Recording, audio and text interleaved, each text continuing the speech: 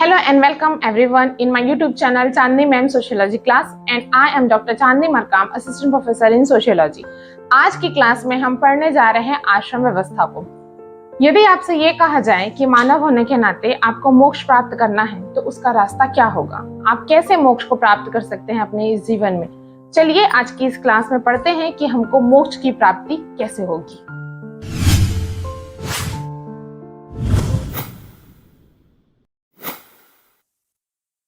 आश्रम व्यवस्था, आश्रम का अर्थ आज हम पढ़ने जा रहे हैं। बहुत प्राचीन समय में हमारे भारत देश में जो हमारे धर्मशास्त्र, महाभारत, रामायण ये सब थे, इनके अनुसार और मनुस्मृति के अनुसार ये बताया गया है कि जो मानव का जीवन है उसको 100 वर्ष की कल्पना की गई है और 100 वर्ष का मानते हुए उसको 4 भागों में बांटा गया है, 25-25-25 में। और साथ ही यह भी माना गया है कि एक व्यक्ति को लगभग 84 लाख योनियों से गुजरना पड़ता है, उसके बाद ही उसको मोक्ष की प्राप्ति होती है। तो ये आश्रम व्यवस्था वह प्रक्रिया है जिस पर चलकर व्यक्ति मोक्ष को प्राप्त कर सकता है और बार बार जन्म लेने की इस प्रक्रिया से उसको नहीं गुजरना पड़ता। तो आज की इस क्लास में हम पढ़ने जा रहे हैं कि ये आश्रम व्यवस्था के वे कौन कौन से क्रम है जिस पर चलकर मनुष्य को उसके जीवन का अंतिम लक्ष्य मोक्ष प्राप्त होता है। आश्रम का अर्थ हम समझते हैं तो बहुत सारे ऐसे समाजशास्त्री हैं जिन्होंने कहा है कि आश्रम का अर्थ होता है रुकना या परिश्रम करना या पड़ाव। आप अपने जीवन को जीते हुए कहीं पर ठहरते हैं, आप अपने जीवन के अंतिम लक्ष्य को प्राप्त करने के लिए, उस ठहराव को आश्रम कहा गया है।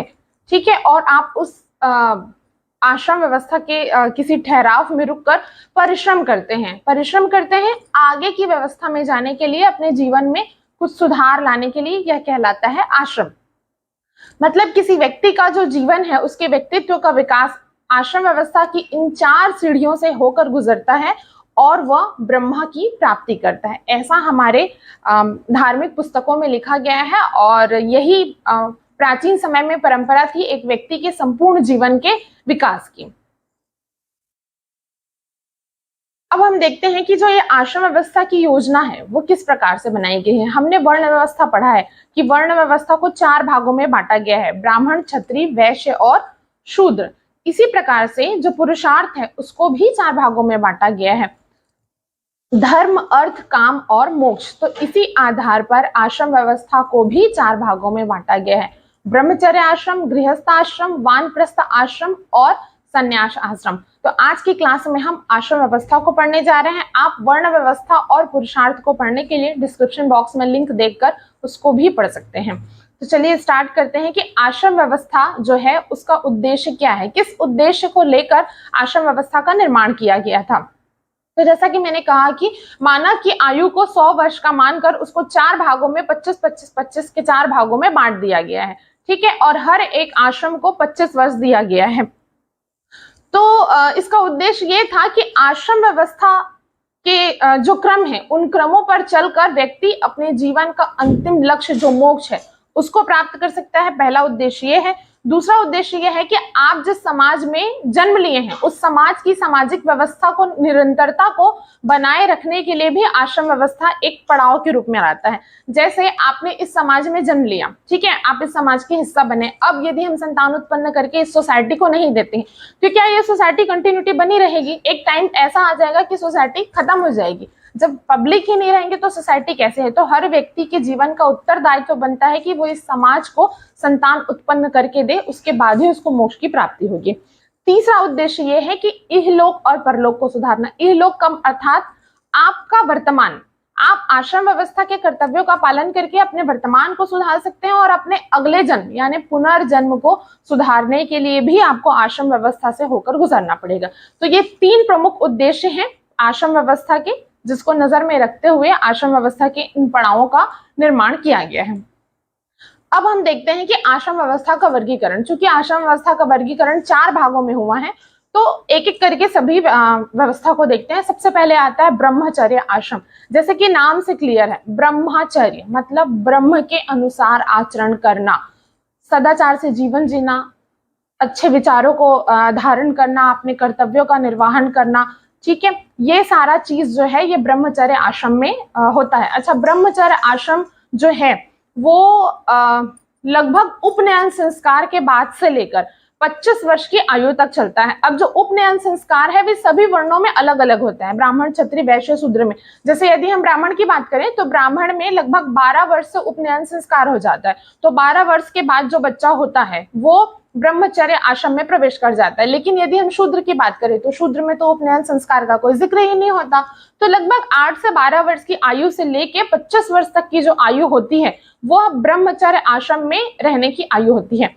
अब इस ब्रह्मचर्य आश्रम में होता क्या है कि जैसे हमने महाभारत में देखा होगा ना टीवी में, कि जो बच्चे होते हैं या कौरव पांडव के जो बच्चे होते हैं वो गुरुकुल जाते हैं और गुरुकुल में जाके रहते हैं, वहां पे शिक्षा अर्जित करते हैं, अस्त्र चलाना सीखते हैं, अपना जीवन जीना सीखते हैं और उसमें बहुत सारी चीजें शामिल होती है। तो वैसे ही उपनयन संस्कार के बाद जो प्राचीन समय में जो बच्चे होते थे उनको गुरुकुल में भेजा जाता था। Gurukul in the sense school, जैसे आजकल बच्चों को स्कूल में एडमिशन कराया जाता है आफ्टर 6 ईयर्स, तो वैसे ही उपनयन संस्कार के बाद बच्चों को गुरुकुल में भेजा जाता था, जहां पर वो गुरु के मार्गदर्शन में ज्ञान अर्जन करते थे। ठीक है, धर्म शास्त्रों का अध्ययन करते थे, पूजा पाठ करना सीखते थे, साथ में गुरु की सेवा करना सीखते थे, अपना जीवन यापन करने के लिए अस्त्र शस्त्रों का ज्ञान लेते थे और जीवन जीने के लिए अपने गुरु के साथ खेत में जाया करते थे, वहां पर खेती करना सीखते थे और भोजन पकाने के लिए जंगल में जाकर लकड़ियां लाते थे, शिकार करना सीखते थे। साथ ही जो गुरु माता होती थी उनके साथ बैठकर भोजन पकाना सीखने का काम करते थे और उसके बाद अपने गुरु की सेवा करते थे। और इस तरह से बहुत सारी चीजें हैं जो वह आश्रम में रहकर सीखते हैं। और एक और इम्पोर्टेंट चीज कि जब वो आश्रम में रहते थे तो उनको ये नहीं रहता था कि मैं राजा का बेटा हूं और कोई और जो बालक है वो सामान्य घर का है, वो सब एक साथ मिलकर एक ही जगह पर रहकर सीखते थे। तो इसका महत्व ये है कि जब ब्रह्मचर्य आश्रम में व्यक्ति रहता है तो वह गृहस्थ आश्रम के लिए प्रिपेयर होता है, ये सारी चीजों को सीखता है। ठीक है, और भेदभाव वाली चीजें भी उसके अंदर में नहीं रहती, भाईचारा के साथ रहता है। तो जो व्यक्ति गुरुकुल में रह के ये सब चीजें सीखता है तो उसके लिए जब वो राजा बनेगा तो वो सारी चीजें उसको आती रहती है, क्योंकि उसने ब्रह्मचर्य आश्रम में अपना जीवन व्यतीत किया है। ब्रह्मचर्य आश्रम का मुख्य उद्देश्य ये भी है कि व्यक्ति के जीवन का सर्वांगीण विकास करना, उसके अंदर शारीरिक विकास करना, मानसिक विकास करना, बौद्धिक विकास करना, ये सारी चीजें व्यक्ति ब्रह्मचर्य आश्रम में सीखता है और यहाँ पर ब्रह्मचारी की तरह जीवन यापन भी करता है। जब व्यक्ति जो बालक है वो ब्रह्मचर्य आश्रम में पूरी तरह से शिक्षा दीक्षा ग्रहण कर लेता है तो उसको स्नातक कहा जाता है। ठीक है, और जब वो शिक्षा दीक्षा ग्रहण कर लेता है फिर स्नान करके अपने गुरु का आशीर्वाद लेकर जो है वो अपने घर की ओर जाता है। ठीक, तो इस तरह से ब्रह्मचर्य आश्रम पूरा हुआ। दूसरा आश्रम हम देखते हैं गृहस्थ आश्रम। गृहस्थ आश्रम जो है चारों आश्रमों में सर्वाधिक महत्वपूर्ण आश्रम कहलाता है। जिस प्रकार से समुद्र में बहुत सारी नदियां आकर मिलती हैं उसी प्रकार से गृहस्थ आश्रम में सभी आश्रम का योग माना जाता है। विवेकानंद जी कहते हैं कि समाज यदि रथ है तो गृहस्थ उसका सारथी है। ये बहुत इंपॉर्टेंट लाइन है, आपको याद रखना चाहिए और एग्जाम में आए तो लिखना चाहिए। गृहस्थ आश्रम को चारों आश्रमों में सबसे महत्वपूर्ण माना गया है। गृहस्थ आश्रम में प्रवेश करने की जो आयु है वो 25 वर्ष मानी गई है। जैसे ही आपका ब्रह्मचर्य आश्रम पूरा होता है तो विवाह करने की आयु जो है 25 वर्ष की मानी गई है। तो विवाह उपरांत आप गृहस्थ आश्रम में प्रवेश करते हैं। गृहस्थ आश्रम ही वो आश्रम है जहां पर आप अपने तीनों प्रकार के ऋण से उऋण हो पाते हैं, उनसे मुक्त हो पाते हैं। गृहस्थ आश्रम ही वो आश्रम है जहां पर आप अपने पुरुषार्थ की प्राप्ति करते हैं, मतलब धर्म अर्थ काम की प्राप्ति करके आप मोक्ष को प्राप्त करते हैं। गृहस्थ आश्रम को जो है भोग विलास का समय ना मानकर त्याग तप यज्ञ और दान का माना गया है। क्यों? क्योंकि आपने ब्रह्मचर्य आश्रम में जितना भी कुछ सीखा है वो सब चीज को इम्प्लीमेंट करने का टाइम गृहस्थ आश्रम है। आप यहाँ पर अपना वैवाहिक जीवन भी जीते हैं, आपको संतान उत्पन्न करके भी देना है, आपको पूजा पाठ भी करना है, यज्ञ भी करना है, दान भी करना है, साथ ही आपको अर्थ का उपार्जन भी करना है, आप अपने और अपने परिवार का भरण पोषण कर सके। तो ये एक ऐसा आश्रम है जहां पर आपको सभी चीजों का सामंजस्य मिलेगा, इसलिए ही गृहस्थ आश्रम को सभी आश्रमों में सबसे महत्वपूर्ण माना गया है। और एक और इम्पॉर्टेंट बात कि यदि कोई व्यक्ति मोक्ष प्राप्त करना चाहता है तो उसको गृहस्थ आश्रम में प्रवेश करना ही पड़ेगा, ऐसा हमारे धर्मशास्त्रों में लिखा है। अब तीसरा आश्रम हम देखते हैं जो कि है वानप्रस्थ आश्रम। वानप्रस्थ का मतलब है कि वन की ओर प्रस्थान करना। कब? 50 साल की आयु के बाद। 50 साल की आयु के बाद इसलिए क्योंकि व्यक्ति जब 50 साल की आयु में पहुंच जाता है तो लगभग उसके परिवार की सारी जिम्मेदारियां पूरी हो चुकी रहती है। उसके बच्चे की आयु जो है वो विवाह करने लायक हो चुकी होती है, या बच्चों की विवाह का जो है वो विवाह हो चुका रहता है।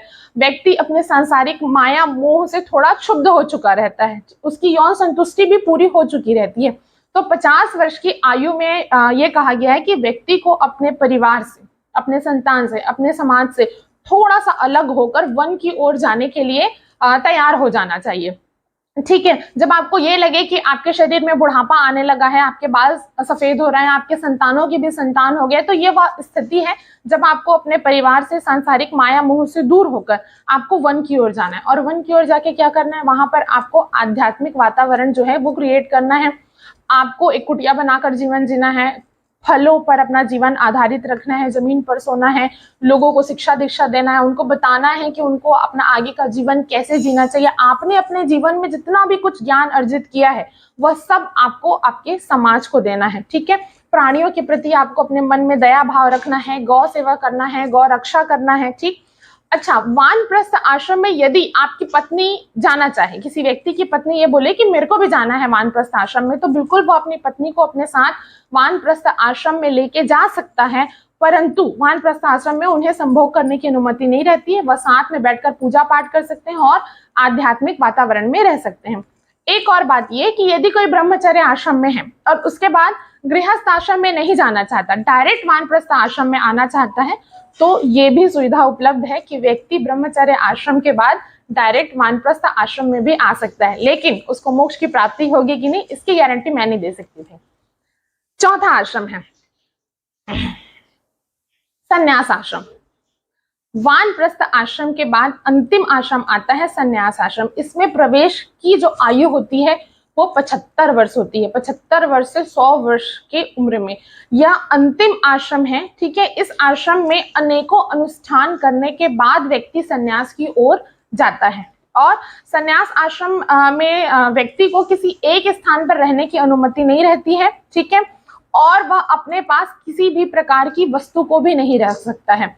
अपने उदर की पूर्ति के लिए, मतलब अगर उसको भूख लग रही है तो अपने भूख के लिए वो भिक्षा मांगेगा और पूरा अपना जीवन जो है वो ईश्वर भक्ति में ही लगाएगा और मन में कल्याण की भावना रखेगा। साथ ही वो अपने मन में पक्षपात नहीं रखेगा कि ये मेरा परिवार है या मेरे बच्चे हैं तो उसके लिए मेरे मन में अलग भावना हो, समाज के लिए, मतलब सबके लिए एक भाव रखते हुए मोक्ष प्राप्ति के लिए पूरी तरह से अपने जीवन को ईश्वर भक्ति में लीन कर देगा।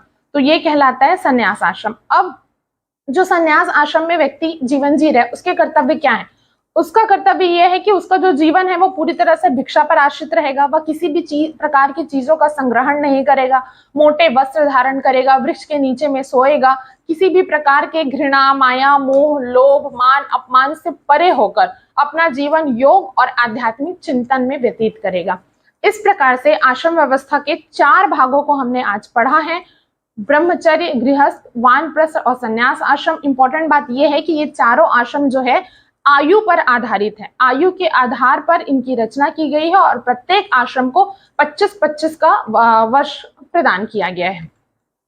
इसके बाद एग्जाम में एक क्वेश्चन और आ सकता है कि आप आश्रम व्यवस्था का समाजशास्त्री महत्व क्या है वो बताइए। तो हमको ये देखने को मिलता है कि समाजशास्त्री महत्व में पहला महत्व ये बोल सकते हैं कि जीवन की विभिन्न अवस्थाओं का विकास। आश्रम व्यवस्था जो एक प्रक्रिया के रूप में हमारे सामने है, यह व्यक्ति के जीवन की हर अवस्थाओं में उसका विकास करता है। जैसे व्यक्ति जब 25 वर्ष की आयु में है तो आप ये देखेंगे कि जो नवयुवक रहता है उसके जीवन में बहुत वेग रहता है, बहुत तेज रहता है, उसकी यौन जो इच्छाएं हैं वो बहुत ज्यादा रहती है। तो क्या करते हैं, उसको कंट्रोल करने के लिए उनको एक गुरुकुल में, एक गुरु के निर्देशन में रखा जाता है ताकि उस नवयुवक को कंट्रोल करके रखा जा सके, वह कहीं इधर उधर भटके ना। उसको एक दिशा प्रदान किया जाता है। यदि कोई दिशा प्रदान करने वाला, गाइड करने वाला ना हो तो एक बालक को आप कैसे बताएंगे कि उसको कौन से रास्ते पे चलना है, उसके लिए क्या सही है क्या गलत है। तो इसलिए आश्रम व्यवस्था बहुत आवश्यक है। व्यक्ति को ये बताया जाता है कि उसको अपने पूरे जीवन में कौन कौन से कर्म करने हैं, कौन से नहीं करने हैं। ठीक है, तो इस तरह से उसके जीवन का संपूर्ण विकास होता है, उसका बौद्धिक एवं मानसिक विकास होता है आश्रम व्यवस्था की इस प्रक्रिया के द्वारा। व्यक्ति को गुरुकुल में ये सिखाया जाता है कि आपको अपने गृहस्थ आश्रम का में अपने दायित्वों का निर्वहन कैसे करना है, अपने परिवार का संचालन कैसे करना है। यदि व्यक्ति को अस्त्र शस्त्र चलाने की शिक्षा ना दी जाए, भोजन पैदा करने की शिक्षा ना दी जाए, खेती करने की शिक्षा ना दी जाए, तो वो अपने जीवन का निर्वहन कैसे करेगा? उसको मोक्ष प्राप्ति करने का रास्ता कौन बताएगा? उसको आध्यात्म की शिक्षा ना दी जाए तो वो आगे उसका जीवन कैसा बढ़ेगा? ठीक है। और साथ ही इन सब आश्रमों में एक चीज इंपॉर्टेंट है कि उसको ये समझाया जाता है कि आपका कर्म इंपॉर्टेंट है। कर्म मतलब आप जिस आयु में हैं, जिस आश्रम में हैं, उस आश्रम के अकॉर्डिंग आपका जो कर्म है वो क्या है वो बताया जाता है, और उस आधार पर व्यक्ति अपने दायित्वों का निर्वहन करता है। तो इस आधार से हम कह सकते हैं कि आश्रम व्यवस्था में एक व्यक्ति का सर्वांगीण विकास होता है। ये हमारे प्राचीन भारत में व्यक्ति के जीवन का विकास करने का, मोक्ष प्राप्त करने का आश्रम व्यवस्था एक प्रक्रिया थी, जो मुझे नहीं लगता कि आज के संदर्भ में उतना लागू हो रहा है कि हर व्यक्ति इस तरह से अपना जीवन जी रहा है। लेकिन यदि ऐसा होता तो ज्यादा बेहतर होता, क्योंकि आज तो ना तो शादी करने का डेट फिक्स है, आयु फिक्स है, ना ही ब्रह्मचर्य में जीने का, ना ही संन्यास में। लेकिन पुराने समय में जो व्यक्ति की आयु थी वो 100 वर्ष मानी गई थी, लेकिन आज के वर्तमान समय में जो व्यक्ति की आयु है वो लगभग 65 वर्ष मानी जाती है। तो अब आश्रम व्यवस्था हमारे प्राचीन सभ्यता में था, जिसको पढ़ना हमको बहुत इम्पोर्टेंट था। और इम्पोर्टेंट तो बस यही है कि 4 आश्रम व्यवस्था है जो मुझे लगता है आपको क्लियर हो गई होंगी। यदि एग्जाम में आएगा तो ये सारी चीजें आप लिखिए। आश्रम व्यवस्था का अर्थ क्या है, उद्देश्य क्या है, योजनाएं क्या है, उसका वर्गीकरण क्या है, उसका महत्व क्या है। तो इसी तरह से वीडियो पर बने रहेगा। आगे की क्लास में हम और समाजशास्त्र के ऐसे ही टॉपिक को लेकर आते रहेंगे। तब तक के लिए गुड बाय।